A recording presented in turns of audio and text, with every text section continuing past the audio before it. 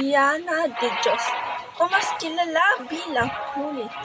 Ako ay anak ni Kabesang Tales, apo ni Tandang Selo, at kasintahan ni Basilio. Bukod sa taglay kong kagandahan, larawan din ako ng isang Pilipinang makadiyos, matiisin, mapagmalasakit at mapagmahal. Hindi na ako nakapag-aral dahil sa pagkabaon ng aking ama sa utang. Akala ko'y naaawi na sa akin ang panahon. Biglang takapin ng tulusan ang aking ama, kaya't ako'y nanilbihan na lamang. Kung magpaalipin, kaya manapay dyan.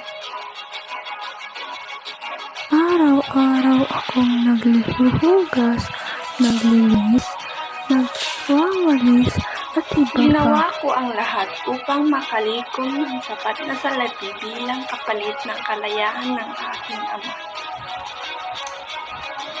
Akala ko'y tapos na, ngunit isang araw, balita ko'y nakulong daw ang aking iniibig, kaya't labis na lang ang aking paghihinagpis.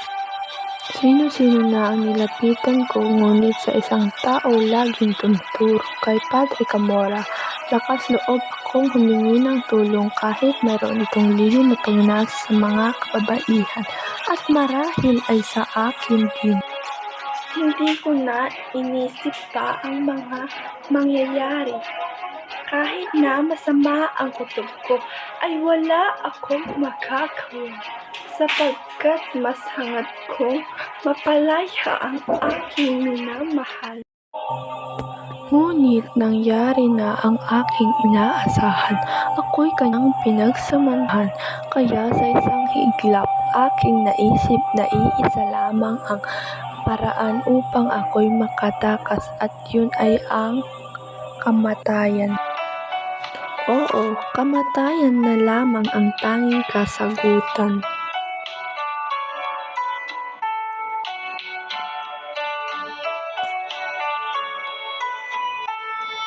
Ngunit ako si Huli, ang babaeng ginamit ni Rizal bilang sagisag sa kadalisayan at kamusmusan ng mababang estado ng kababaihan sa kanyang kapanahunan. Hirapan, kahit lungkot, dumaraan.